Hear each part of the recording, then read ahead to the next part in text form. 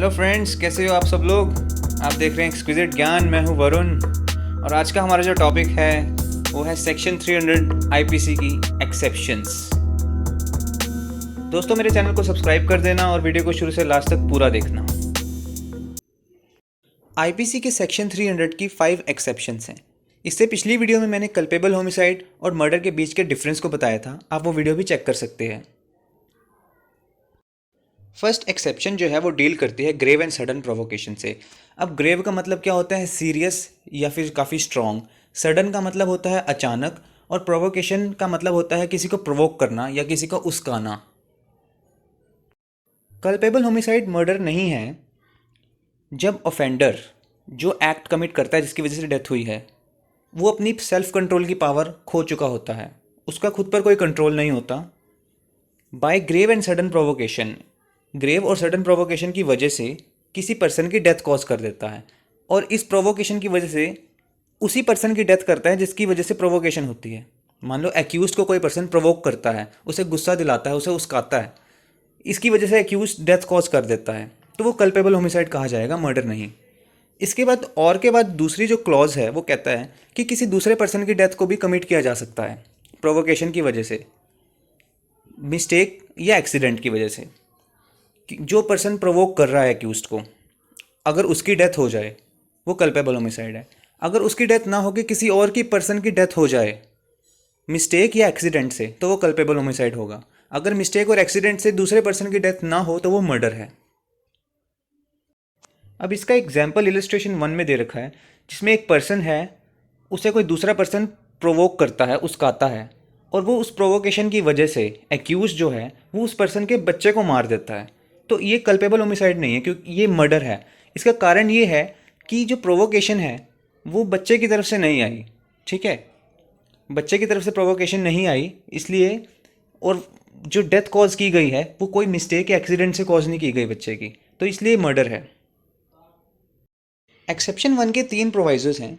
पहला प्रोवाइजो कहता है जो अफेंडर है या एक्यूज्ड है उसकी वजह से प्रोवोकेशन नहीं आनी चाहिए। मतलब कोई और पर्सन ऑफेंडर को प्रोवोक करता है और तब ऑफेंडर कोई काम करता है जिसकी वजह से उसकी डेथ हो जाती है दूसरे पर्सन की, तो वो कल्पेबल होमिसाइड है। एक्यूज्ड का कोई रोल नहीं होना चाहिए प्रोवोकेशन के लिए।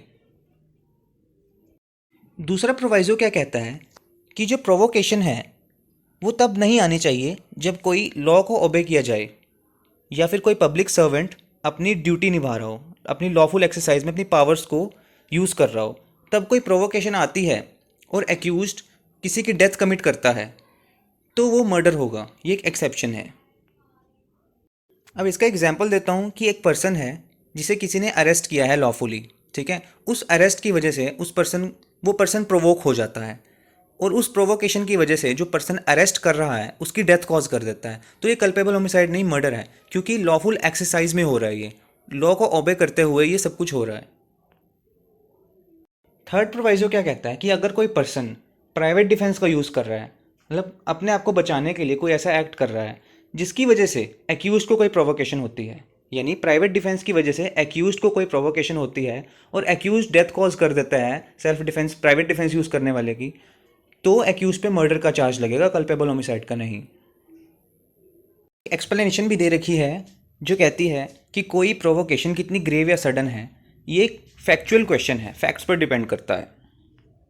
पर एक्सेप्शन सेकंड है वो प्राइवेट डिफेंस से डील करती है। इसमें क्या है कि एक ऑफेंडर जो है अपना प्राइवेट डिफेंस का राइट एक्सीड कर देता है, गुड फेथ में एक्सीड करता है, और वो प्राइवेट डिफेंस का जो राइट जो है वो किसके रिगार्डिंग यूज़ करता है, किसी प्रॉपर्टी या कोई पर्सन के रिगार्डिंग वो प्राइवेट डिफेंस का यूज़ करता है, और वो उस राइट को एक्सीड करता है जिसकी वजह से डेथ हो जाती है किसी पर्सन की जिसके खिलाफ उसने वो प्राइवेट डिफेंस यूज़ करना है। सपोज़ करो कि एक पर्सन है वो दूसरे पर्सन को मारने लगता है या कोई हर्ट पहुंचाने लगता है, तो हर्ट का उसको प्राइवेट डिफेंस करने का पूरा राइट है, लेकिन वो उस हर्ट से बचने के लिए कोई उसको ऐसी इंजरी पहुंचा देता है या उसकी डेथ कॉज कर देता है, तो वो मर्डर नहीं होगा, वो कल्पेबल होमिसाइड होगा, क्योंकि वो अपनी जान बचा रहा है या कोई अपना प्राइवेट डिफेंस यूज़ कर रहा है और अपना राइट वो एक्सीड कर देता है। उसका राइट सिर्फ हर्ट को कॉज होने से रोकना था, या वो रीजनेबल इंजरी उसको पहुंचा सकता था लेकिन डेथ नहीं पहुंचा सकता था, लेकिन उसने पहुंचाई, तो वो कल्पेबल होमिसाइड के लिए लायबल होगा। लेकिन ये जो प्राइवेट डिफेंस का यूज़ कर रहा है इसमें ऑफेंडर की प्री मेडिटेशन नहीं होनी चाहिए, मतलब पहले से उसकी कोई प्लानिंग नहीं होनी चाहिए किसी की डेथ कॉज करने की, और ना तो उसकी इंटेंशन होनी चाहिए कोई ज़्यादा इंजरी पहुंचाने की। एक्सेप्शन 3 डील करती है पब्लिक सर्वेंट और पब्लिक जस्टिस से। एक्सेप्शन 3 में क्या होता है कि कोई पब्लिक सर्वेंट अपनी पावर एक्सीड कर देता है जिसकी वजह से डेथ हो जाती है। अब इसकी क्या कहते हैं क्लॉज कि जो ऑफेंडर है वो पब्लिक सर्वेंट है या फिर कोई ऐसा पर्सन है जो पब्लिक सर्वेंट की हेल्प करे या एड करे उसे। वो एक्ट क्यों कर रहा है, उसने पब्लिक जस्टिस को प्रमोट करना है, पब्लिक सिक्योरिटी के पर्पसेस के लिए वो एक्ट कर रहा है, और वो अपनी पावर एक्सीड कर देता है वो पब्लिक सर्वेंट या कोई और पर्सन, जिसकी वजह से एक पर्सन की डेथ हो जाती है। लेकिन वो जो पब्लिक सर्वेंट है वो जो एक्ट कर रहा है वो अपनी ड्यूटी समझ कर रहा है, गुड फेथ में कर रहा है, लेकिन करता क्या है, वो एक्सीड कर देता है अपनी ड्यूटी या अपनी पावर। हालांकि उसको पब्लिक सर्वेंट को लगता है कि वो जो कर रहा है वो लॉफुल है और ज़रूरी है। किस लिए ज़रूरी है कि उसने पब्लिक जस्टिस को मेंटेन करके रखना है, as a part of duty समझकर वो काम करता है, लेकिन वो एक्सीड कर देता है अपनी पावर, जिसकी वजह से कि एक पर्सन की डेथ हो जाती है, तो वो कल्पेबल होमिसाइड के लिए लायबल होगा, मर्डर के लिए नहीं। इसमें एक चीज़ और भी है कि उसकी कोई इलविल नहीं होनी चाहिए, कोई दुश्मनी नहीं होनी चाहिए जो पर्सन जिसकी डेथ हुई है उसके साथ। अब कल्पेबल होमिसाइड मर्डर नहीं है जब वो एक सडन फाइट में किया जाता है, बिना प्री मेडिटेशन के, बिना पहले से सोचे समझे, और एक हीट ऑफ पैशन में करे, मतलब जब दोनों पार्टीज अपने इमोशंस पे उनका कंट्रोल नहीं रहता, अचानक किसी डिस्प्यूट या क्वाल की वजह से, तो वो कल्पेबल होमिसाइड होगा। लेकिन इसमें एक चीज़ और भी है कि जो एक्यूज है या ऑफेंडर है उसे अनड्यू एडवांटेज नहीं लेना चाहिए अपनी पोजीशन का। जैसे मान लो दोनों पार्टीज अनआर्म्ड है, दोनों के पास कोई वेपन नहीं है और एक्यूज वेपन यूज़ करता है, तो वो अपनी पोजीशन का अनड्यू एडवांटेज उठा रहा है, तो ये चीज़ नहीं होनी चाहिए।